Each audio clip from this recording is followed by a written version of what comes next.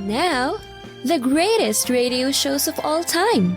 Suspense. The Shadow Node. Washington calling David Harding, Counter Spy. Classic radio theater. The Great Gildersleeve. Fibber McGee and Molly. Dragnet. Gunsmoke. The Lone Ranger. Now, step back into our time machine with your host, Wyatt Cox. Good evening, friends of the Inner Sanctum. Robert Young stars as Father in Father Knows Best from 71 years ago, November 1st, 1951, The Tie. And we thank you for tuning in on this Tuesday, first day of November, 305th day of the year, 60 days left till we get to 2023. The ceiling of the Sistine Chapel, painted by Michelangelo, exhibited to the public for the first time in 1512. In Portugal on this date in 1755, Lisbon destroyed by a massive earthquake and tsunami, killing between 60 and 90,000 people. British Parliament enacting the Stamp Act on this date in 1765 on the 13 colonies in order to help pay for British military operations in North America. President John Adams became the first president to live in the Executive Mansion in 1800. It was later renamed the White House. In Boston on this date in 1848, the first medical school for women, the Boston Female Medical School, which later merged with Boston University School of Medicine, opened. In the U.S. on this date in 1870, the Weather Bureau made its first official meteorological forecast. We know it now, of course, as the National Weather Service. A picture showing the naked breasts of a woman appeared in National Geographic magazine for the first time on this date in 1896. 1938, Seabiscuit defeated War Admiral in an upset victory during a match race deemed the match of the century. In 1950, Puerto Rican nationalists attempted to assassinate President Truman at Blair House. A definite plot to assassinate the President of the United States was foiled today. Floyd, you were on the spot. You shot one of these assassins.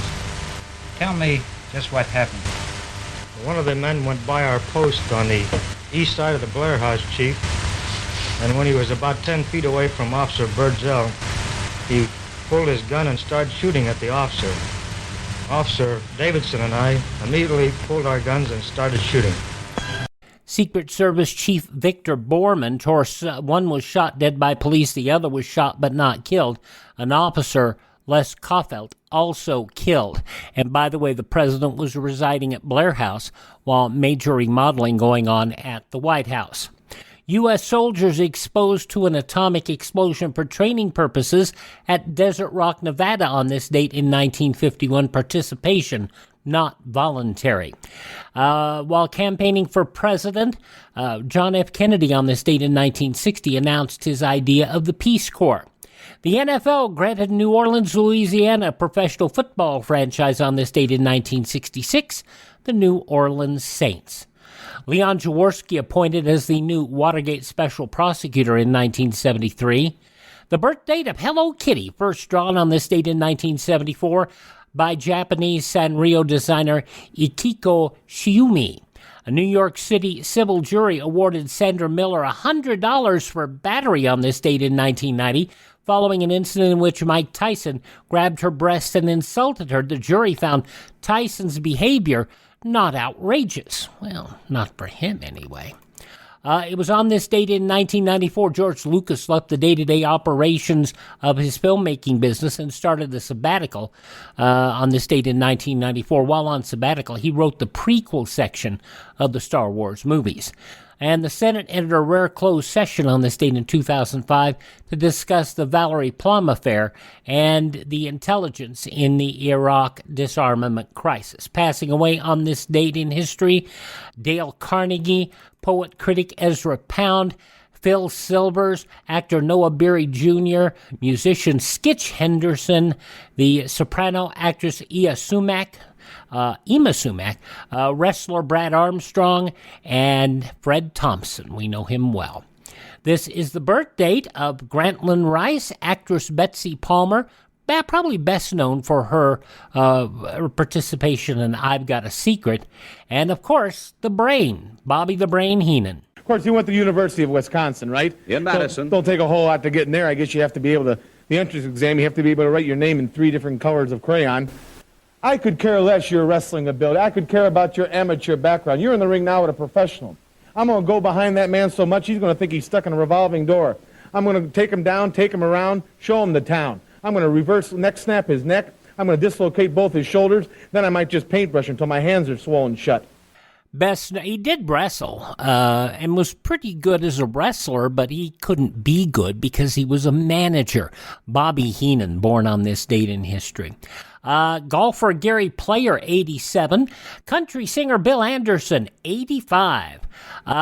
Did so much music for Celine Dion and Michael Bublé and others. David Foster, 73. Country's Lyle Lovett is 65. You knew him in the WWE as Billy Gunn.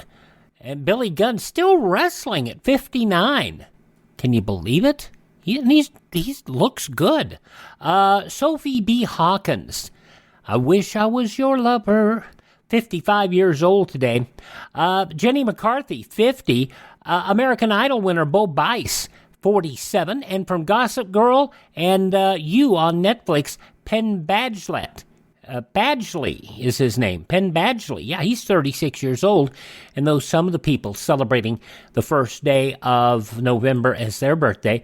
If this is your birthday... Hi, we're the 4 freshmen, and we just want to say, Happy birthday to you! 71 years ago, November 1st, 1951, Father Knows Best on this Tuesday, Classic Radio Theater with Wyatt Cox on your favorite station. You know, a lot of times you have to choose between something high quality or something that saves you money.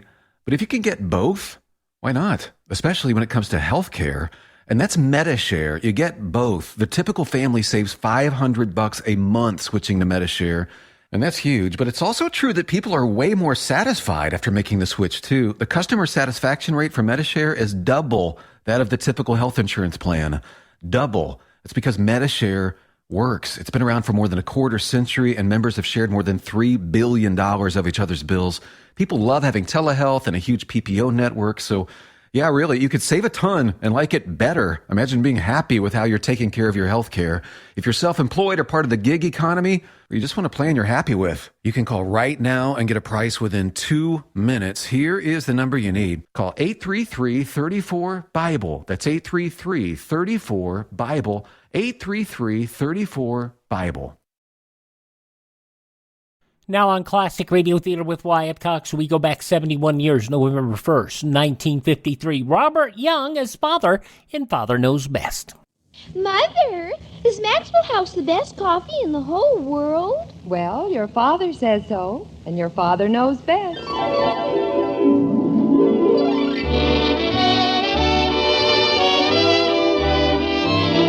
Yes, it's Father Knows Best, transcribed in Hollywood, starring Robert Young as father. A half-hour visit with your neighbors, the Andersons. Brought to you by Maxwell House, the coffee that's bought and enjoyed by more people than any other brand of coffee at any price. Maxwell House, always good to the last drop.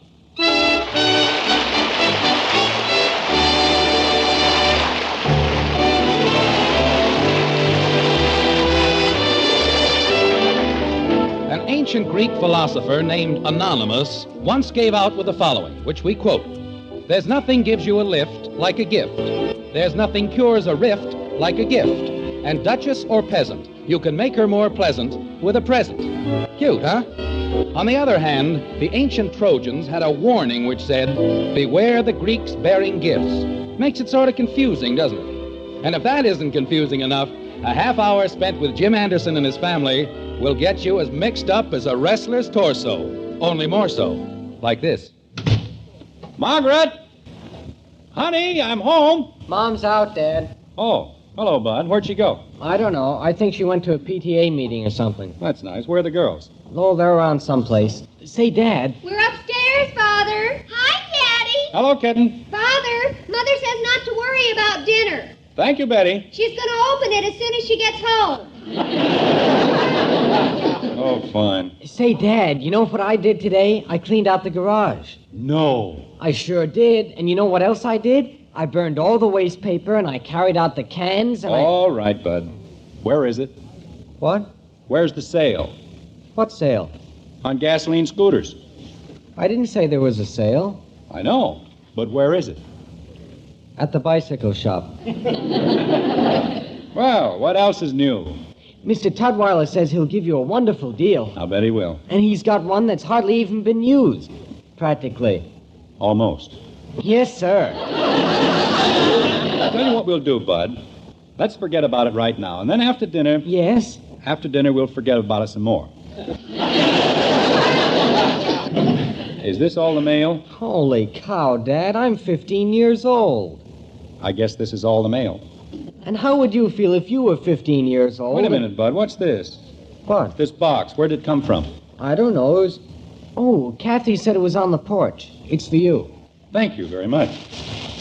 Maybe if you pay a little more attention to... Oh, no. What's the matter, Dad? Get back. It's liable to explode. It's what? Get back. What is it? I don't know. I think it's a necktie. A necktie? Yep. It's a necktie, all right. How can a necktie explode? Well, I hate to do this to you, but look at it. Hey, that's beautiful. Of all the... It's what? Is that ever keen? A hand-painted tiger. In a purple jungle. Boy, what I'd give for a tie like that. Bud, are you serious? Oh, sure. Gosh, I never saw anything like that in my whole life. I don't think that anyone ever did. You mean you don't like it? That's one way of putting it. Then what'd you buy it for? Buy it? I wouldn't buy a thing like this if... Wasn't there a card or something with it? I don't know. Kathy brought it in. Kathy! You want me, Daddy? Yes, will you please come down here for a minute? Okay. There must have been a card or a note or something. Do you like my hair this way, Daddy? Betty fixed it. It looks fine. Kitten, wasn't there a note with this box? I don't think so. You mean it came just like this? Oh, no. It had wrapping paper on it. I see. Well, where is it? Where's what? The wrapping paper. I'd like to know where it came from. Oh! Well? I don't know. You don't know what? Where it is. Boy, what a knothead. Never mind, Bud. You keep out of this. Yes, sir. Kathy, in the first place, you had no right to open a package that wasn't meant for you. But I needed the paper to design doll dresses. Well, we won't worry about it now. What happened to the paper? I made doll dresses out of it. Well, go get them. Daddy threw them away. Good grief. I didn't do it, Daddy. Betty said I was getting the room all messed up. I don't know. Betty! Yes, Father? Where did you throw Kathy's doll dresses? What? Where did you throw... Will you please come down here? Okay. If I've told you once, I've told you 100 times. Don't open things that don't belong to you. But I didn't open it. I just took the paper off it. That's the same thing, isn't it, Bud? You told me to keep out of it. Bud. Hi, Father. What's all the shooting for? Betty, where did you throw the wrapping paper? What wrapping paper? The paper I was making doll dresses out of. Why does Father want doll dresses? I don't want doll dresses. I want the paper. It was wrapped around the tie. What tie? This tie. Betty, stop being ridiculous. Well, how would you like it if somebody waved a tiger in front of your nose? Where is the paper? I put it in the wastebasket in the kitchen. Well, now we're getting someplace. Bud. I burned it.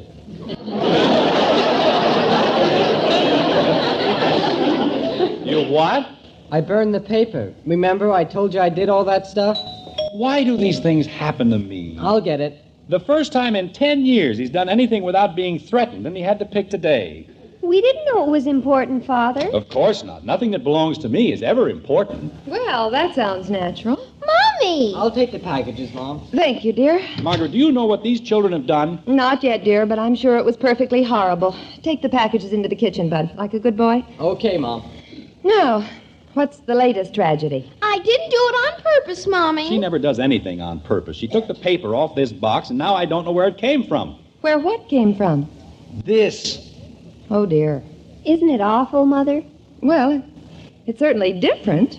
Who sent it? Margaret, that's what I've been trying to tell you. I don't know. Kathy threw the wrappings away. I didn't, Daddy. Betty did. I didn't burn them. That's right. Blame the whole thing on me. Well, it isn't very important, is it, dear? Of course it is. Somebody sent me a present, and now I can't even thank them. For that? Betty, it's the spirit behind the gift that counts. And if somebody thinks enough of me to send me a present, isn't that a miserable-looking thing? Jim, don't you have any idea who could have sent it? Not the slightest. Maybe it was Mr. Swanson. Who's Mr. Swanson? He's the janitor at our school. He's colorblind. Why would Mr. Swanson send Father a tie? I don't know. If I could only think of somebody who had a reason... Have you had a fight with anybody lately? Betty, really? Maybe they're trying to get even. Maybe you made a bet with somebody. And you lost. Betty, if you don't stop that, you may go to your room. I'm trying to help. Maybe... No, that's ridiculous. What is, dear? Last winter, Austin Sherman was stuck in the snow, and I pulled him out. But he wouldn't wait this long, would he? I hardly think so.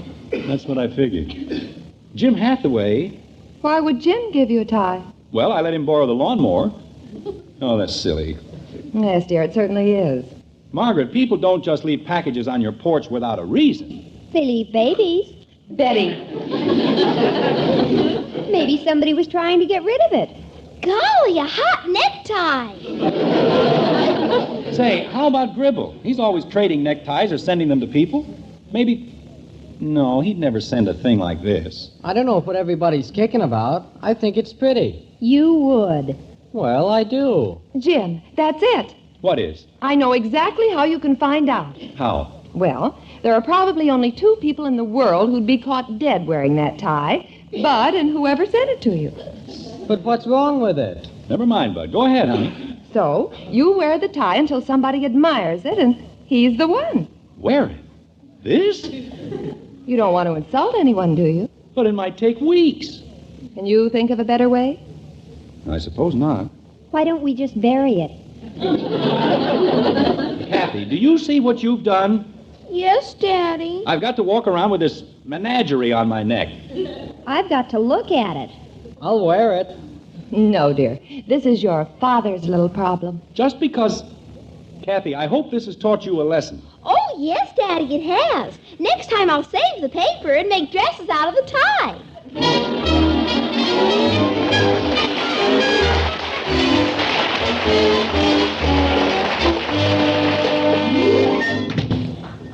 Margaret, I'm home. We're in the kitchen, dear. Neckties. You walk around for years and nobody even knows if you've got a neck. All of a sudden, everybody in the world has to look at neckties. Bunch of wise guys. Hiya, Dad. Hi, Daddy. Hello. Hello, dear.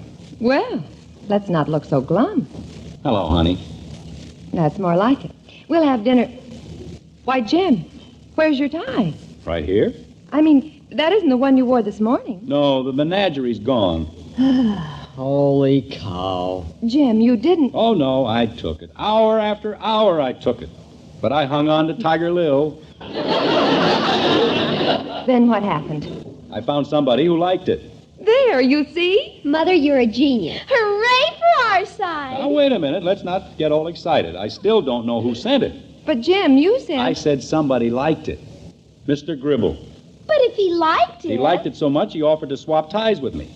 Father, he didn't. He certainly did. Naturally, I couldn't refuse him. You know how touchy he is. And now it's gone. That's right, and I'll never find out who sent it. Oh, dear.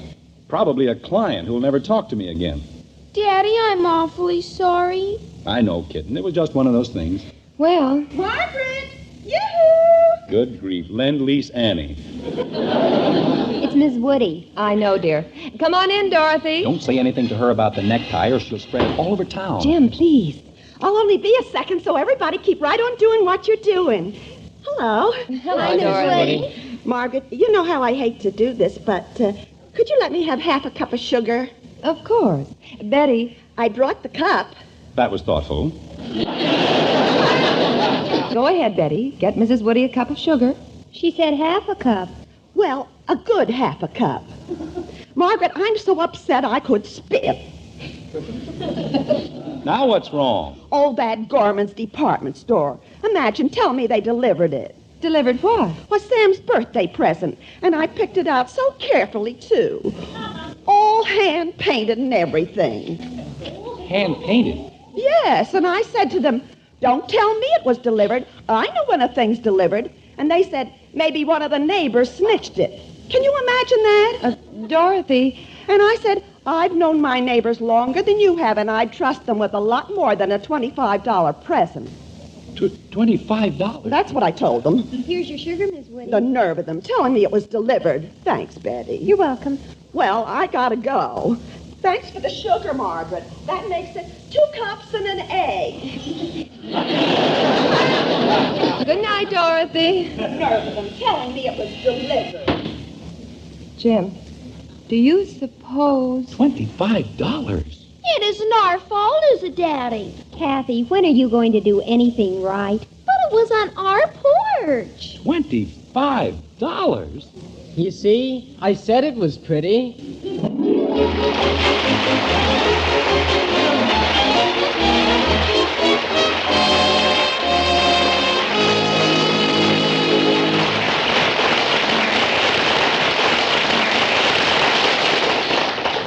71 years ago, November 1st, 1951, Father Knows Best on this Tuesday, Classic Radio Theater with Wyatt Cox. The news from 71 years ago today comes up next.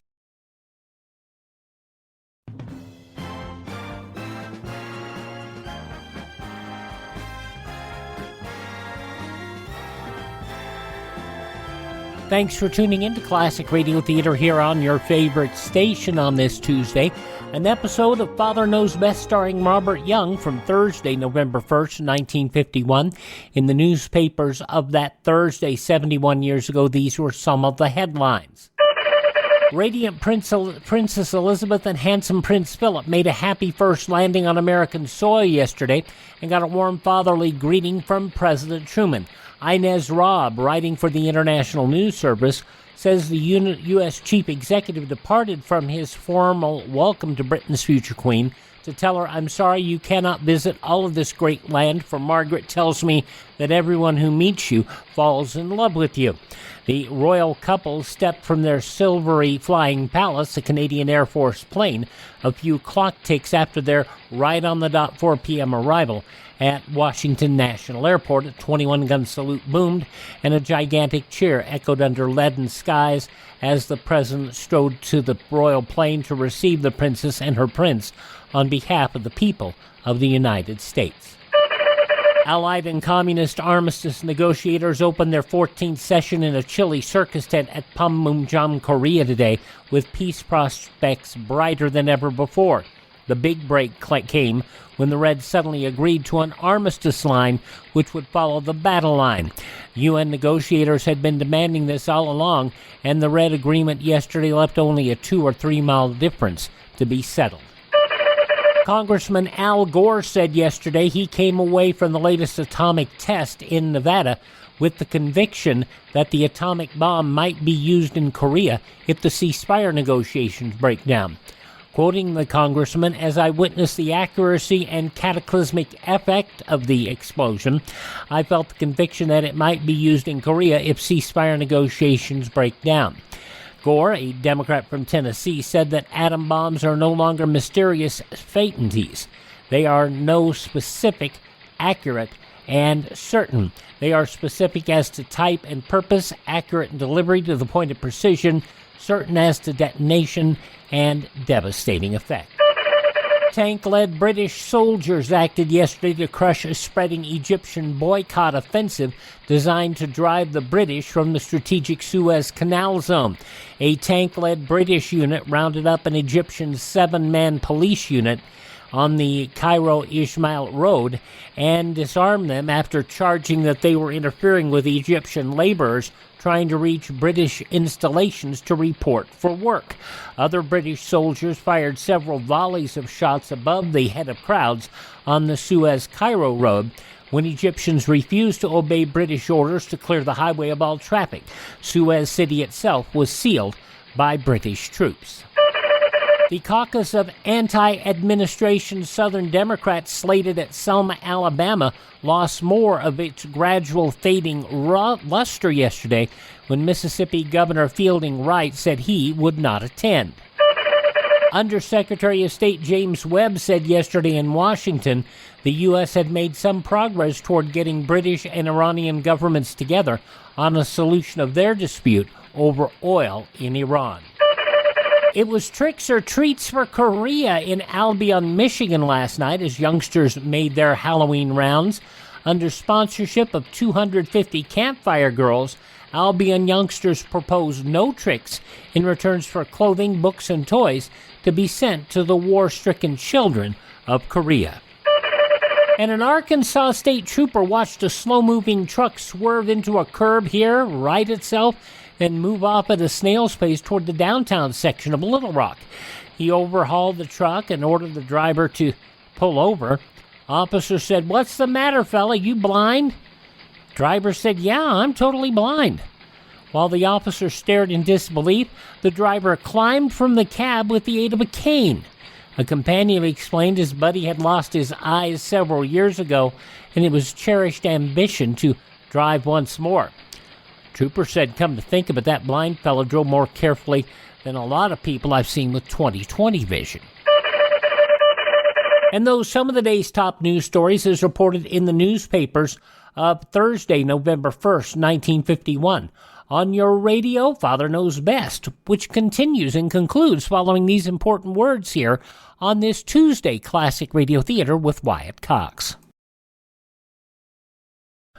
On Wednesday's Classic Radio Theater, the CBS Radio Workshop from 66 years ago, November 2nd, 1956, 1600 Pennsylvania Avenue. With the presidential election just days away, the workshop takes a look at the history of the White House.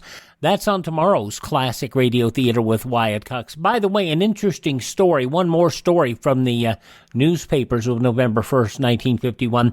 Babies born in the U.S. this year have on the average nearly 68 years of life ahead of them. That according to figures announced by the U.S. Public Health Service. The new estimates for average lifespan based on final 1949 vital statistics show that white women will continue to outlive men 5.5 years longer by the latest forecast. So, babies born in 1951 should live to 2019, which means if you're listening to this show, congratulations, you made it. Alrighty, now the conclusion of Father Knows Best starring Robert Young from 71 years ago, November 1st, 1951.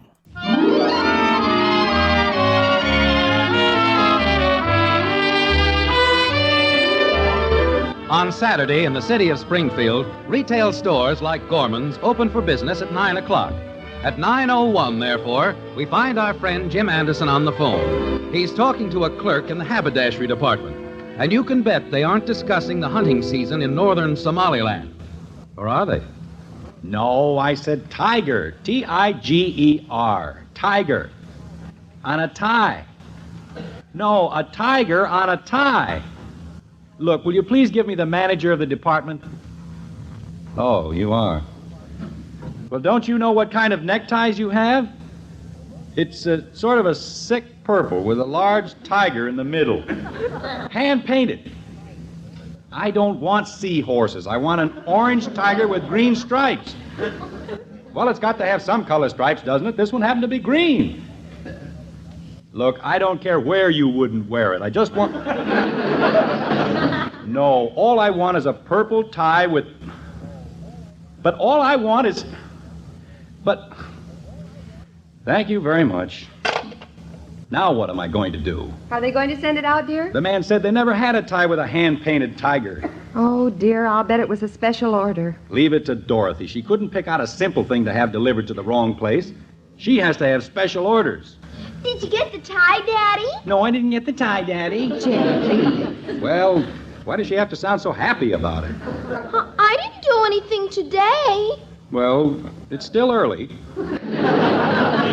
Did they have one, Father? Oh, Betty, why don't you and Kathy finish the breakfast dishes? We did. What did we do now? nothing, Betty. It's just that I'm a little upset this morning. You'll have to be patient with me. He's getting old. Now, see here. Jim, let's concentrate on the tie. But what right does she have to... You know, maybe I am getting old. I don't seem to be able to take these things like I used to. You never could. But, honey, other people have children and homes and neighbors, and they don't get mixed up in things like this. I know, dear. Nobody else in the whole world gets mixed up with orange tigers and Dorothy Woody. Maybe we're just lucky. Oh, sure. Father, have you thought of asking Mr. Gribble to give the tie back? I've thought of everything up to and including mayhem. Who's she? She is what I'm liable to commit if you do anything like this again. Oh, I didn't know that. Well, What? how about asking Mr. Gribble? I can't. Dear, maybe if you explain to But, him... honey, he made such a fuss over the tie. I had to take it off right in the middle of the restaurant. I know, but maybe if you explain... It wouldn't do the least bit of good. That old skinflint can smell a bargain 3 miles away. He knew what he was doing. Well... Dad! Now what? Dad! Hey, Dad! Bud, what is it? Dad, I saw him. All right, Bud, take it easy. You saw who? Mr. Davis, I saw him. He was mowing the lawn. Oh, for Pete's sake. Jumping creepers, you'd think something happened. But he's right there with the tie. Why? Wait a minute, please. Bud, what are you talking about? Mr. Davis, he's got the tie. I saw him. Are you sure? Now, let's keep calm. Let's not get excited. Bud, are you sure it's our tie? Sure, I'm sure, because I remember the tiger was cockeyed. Bud! Well... I want to go see. No, Kathy, wait. What? This is going to take a little diplomacy, and you'd better stay here, all of you. Jim, won't it be easier if you just tell Ed the truth? And have him hold it over me the rest of my life? Don't worry, honey. I'm an old hand at this horse trading business. I'll do all right. Can't I go with you, Dad? I found the tie. Bud, please, I'll handle it better if I'm alone. Holy cow. I don't know, dear. I still think... Margaret, will you please stop worrying? We're practically in. All right, Jim. I just hope you know what you're doing. Good luck, Father. So long, Daddy. I'll only be a few minutes. Yes, sir. Everything's going to be all right. Yes, indeed. Hello there, Ed. Ed. What? You say something, Jim? I said hello. Oh, hello. Hold it a second, will you, Ed? I want to talk to you. Jim, I've got to get the lawn mowed or I can't play golf, so will you please make it snappy? All right. I guess this will be about the last time we'll be cutting the grass this year, won't it? Just about. Yes, sir. Just about the last time. Is that all you wanted to tell me? Oh, no. Well, you see, Look, you figure it out and I'll catch you the next time around. No, wait a minute. Say, that's quite a tie. Yeah, that's a dog, isn't it? Hey, you got a cigarette? You bet. Here you are, pal. Thanks. Keep them all. Oh, I just want... Go ahead, keep them. I've got a whole carton inside. Okay, thanks a lot. Yes, sir. That's quite a tie. What's on your mind, Jim? Why, nothing. Ed, I just haven't seen you all week, and I thought maybe we ought to have a little chat, that's all. Oh, nothing in particular, though. No, nothing in particular. Fine, I'll see you later. Ed, wait a second. About that tie, Well, what about it? how'd you like to swap? Oh, no. What do you mean, oh, no? Just what I said. I don't want to swap. Now, look, Ed, you have to. It's the code. Who said so? I said so. If somebody offers to trade ties, well, how can you say no? Well, it's easy. Ed, will you please listen to me? What for? You aren't saying anything. Look, Ed, we've been friends and neighbors for a long time, and... I don't want to swap neckties. Now, will you please let me cut the grass? Why don't you want to swap neckties? Because I like this one. But it doesn't suit your personality. You're too kind to wear a tiger. Jim, I know what you're up to, and it won't work. Why, Ed, you sound as though you don't trust me. You know I got this tie in a swap with Gribble, and I'm not trading it for any two-bit necktie you've got on. 2-bit? This is the tie I got. It's a very expensive tie. Okay, you keep it, and I'll keep this one. But, you know, Ed, you drive a very hard bargain. I'll give you this tie and $2. I don't want a bargain. I just want to keep the tie I've got.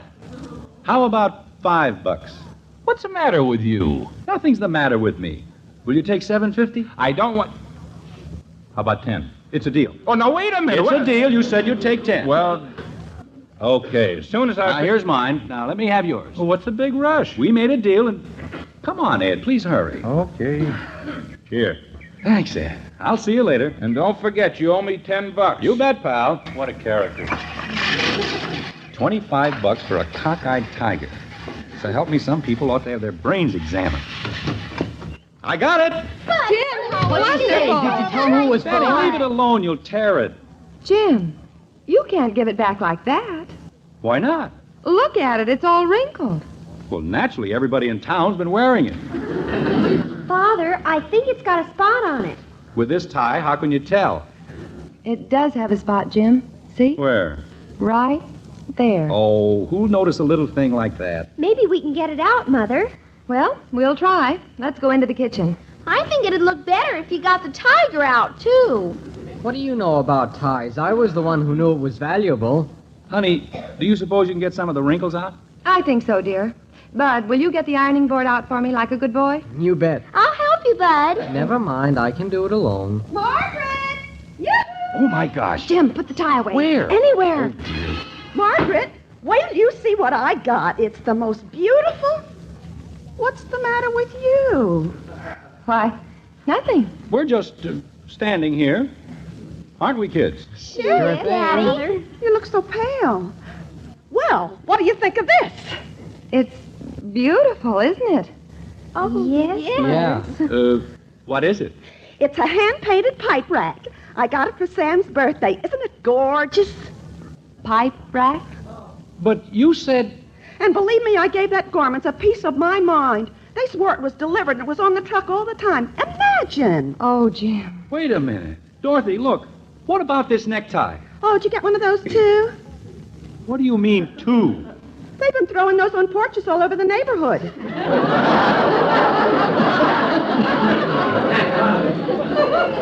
Father! Throwing them on $25 neckties? Oh, no, it's that new mail order house on Spring Street. If you don't like the tie, you send it back. Or you can keep it and send them $1.29. It's all written on the wrapper. But I told Sam no. if he kept that...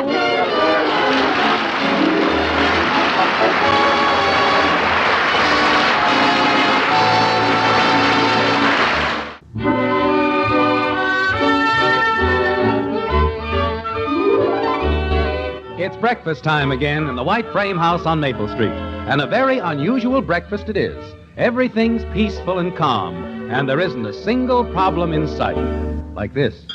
You'd better hurry, Kathy, or we'll be late for church. Oh, I'll be finished in a minute, Mommy. Do you suppose there'll be time for me to have another cup of coffee? I wouldn't be a bit surprised. There you are, dear. Thank you. May I have the cream and sugar, please? Go ahead, tie expert. Pass the cream and sugar to Father. Dad, make her stop picking on me. Tie expert. Betty, leave him alone. Well, leave him alone. Nobody ever leaves me alone. Why should they leave him alone? You drink your milk. Yes, Daddy. Jim, you know, I've been thinking. Today is Sam Woody's birthday. Congratulations. Well, what I mean is, we've known Sam a long time, and I just wondered if we shouldn't get him some little thing. I've already taken care of it, dear. Jim, you didn't... Father, did you give him the tiger? Well, Mr. Gribble liked it, and Mr. Davis liked it, and it cost me $11.29. Oh, Jim. Was he happy, Daddy? What'd he say? Well, it was very strange. He said, Jim, you shouldn't have done it. And you know, I had a feeling he meant it.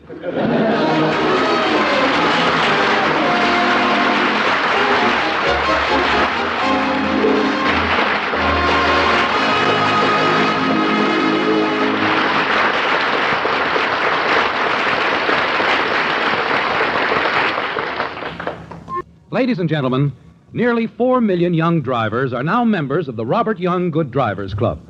By signing a man-to-man or dad-to-daughter agreement with their parents, they have pledged themselves to observe 8 basic safety rules. If you've not already sent for your copy of the agreement form and club card, we invite you to join in this important campaign to improve our nation's safety record. Write to Robert Young in care of this NBC station.